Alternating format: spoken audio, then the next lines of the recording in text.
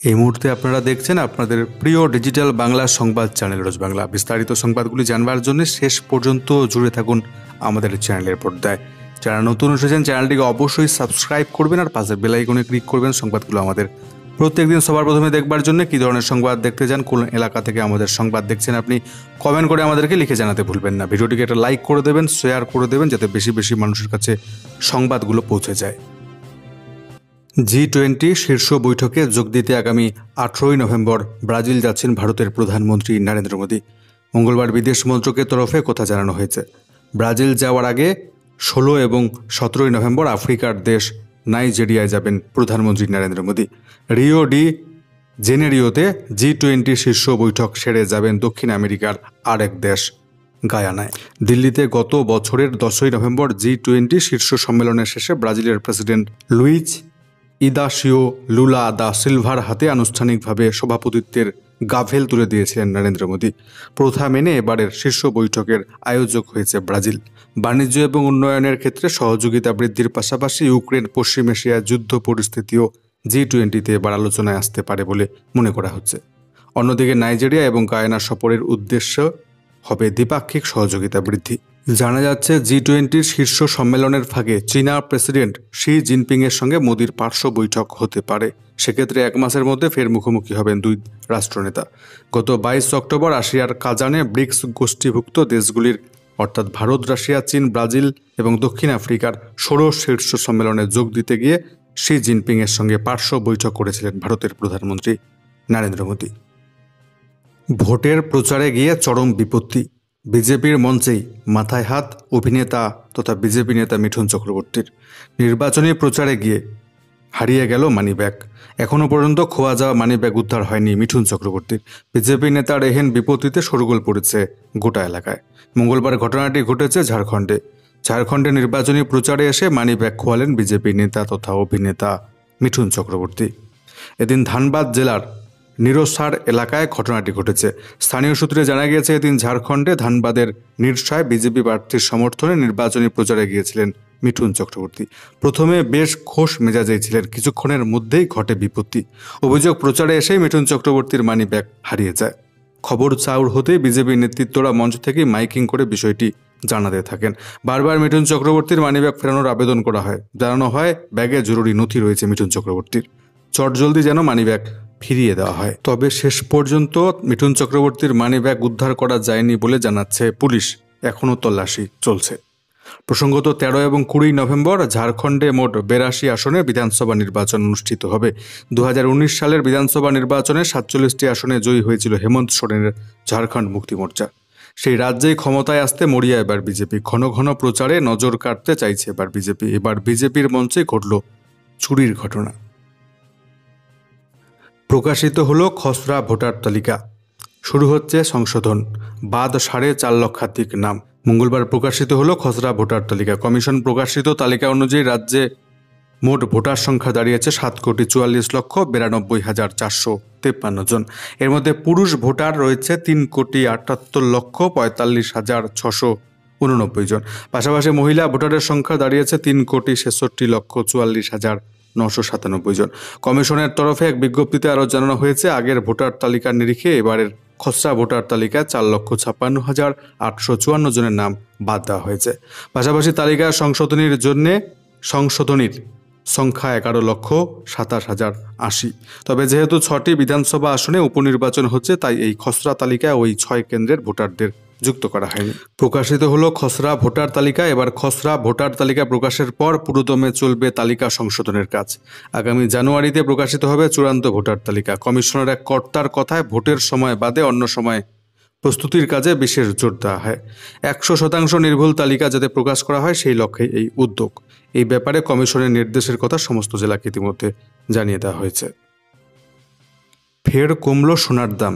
একদিনের তফাতে কলকাতার বাজারে 10 গ্রাম পিছু দাম কমল 1,600 টাকা। রাজধানী দিল্লিতে দাম কমল 1,750 টাকা। দাম আরও কমার ইঙ্গিত দিয়েছেন বিশেষজ্ঞরা। সোনার সঙ্গে তাল মিলিয়ে নেমেছে রূপোর দামও। রূপোর দর কেজি পিছু 90,000 টাকার নিচে নেমেছে। সামনেই লগ্নসা, তার আগে সোনার দাম নিচের দিকে নামায় খুশি ক্রেতা বিক্রেতা সকলেই। West Bengal Boolean merchants and jewellers অ্যাসোসিয়েশনের দেওয়া তথ্য অনুযায়ী মঙ্গলবার কলকাতায় 24 ক্যারেট বিশুদ্ধতার পাকা সোনা 10 গ্রামের দর যায় ৭৫,৮৫০ টাকা। সোমবার যেটা ছিল ৭৭,৪৫০ টাকা, অর্থাৎ একদিনের তফাতে 10 গ্রাম পিছু সোনার দাম কমেছে ১,৬০০ টাকা।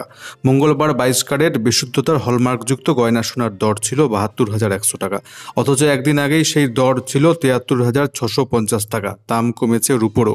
এদিন কলকাতায় কিলো পিছু খুচরো রুপোর দাম দাঁড়িয়েছে ৮৯,৩০০ টাকা।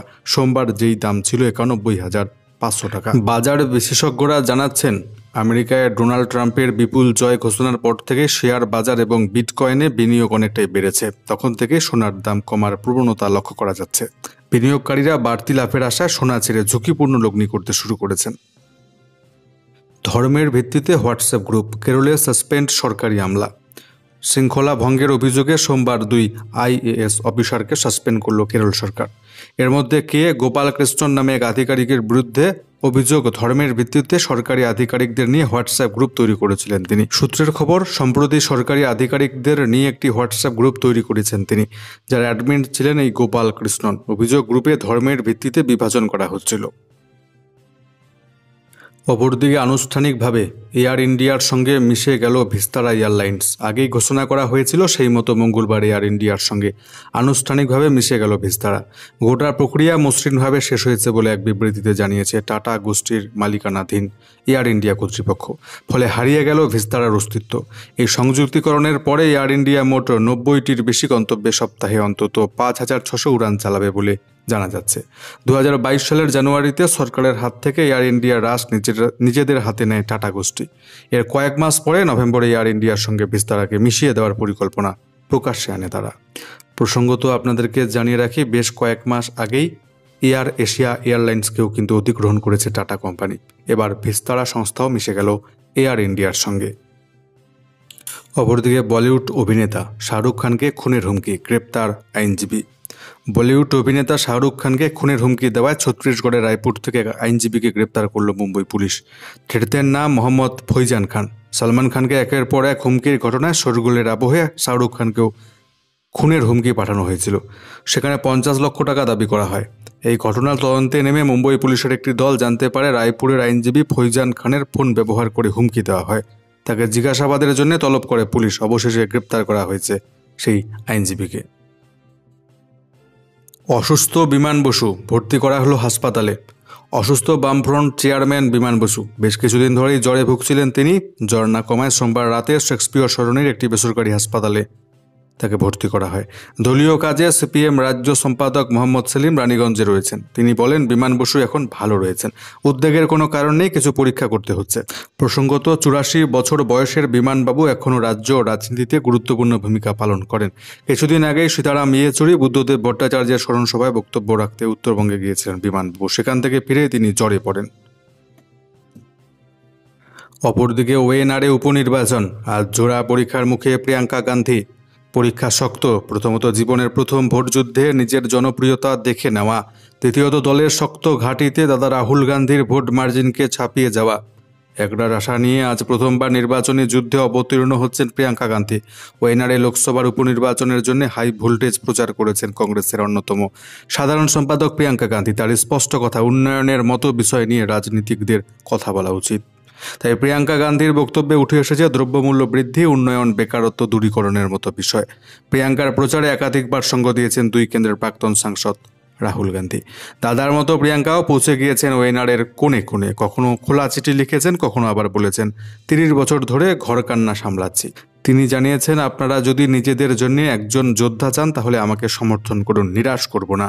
প্রিয়াঙ্কার জয়ের বিষয় এক প্রকার নিশ্চিত কংগ্রেস। তবে হরিয়ানার ভরাডুবির পর এই আত্মবিশ্বাস প্রকাশ করতে নারাজ তারা। বরং সাবধানে প্রিয়াঙ্কা গান্ধী পৌঁছে গিয়েছেন প্রতিদ্বন্দ্বী সিপিআই প্রার্থী সত্যেন মুখার্জির প্রচার সভায়। প্রিয়াঙ্কার 2 প্রতিপক্ষ সত্যেন এবং বিজেপির নব্বা হরিদাস বলছেন, প্রিয়াঙ্কার নির্বাচনে অনভিজ্ঞতায় তুরুপের তাস তাদের জন্যে।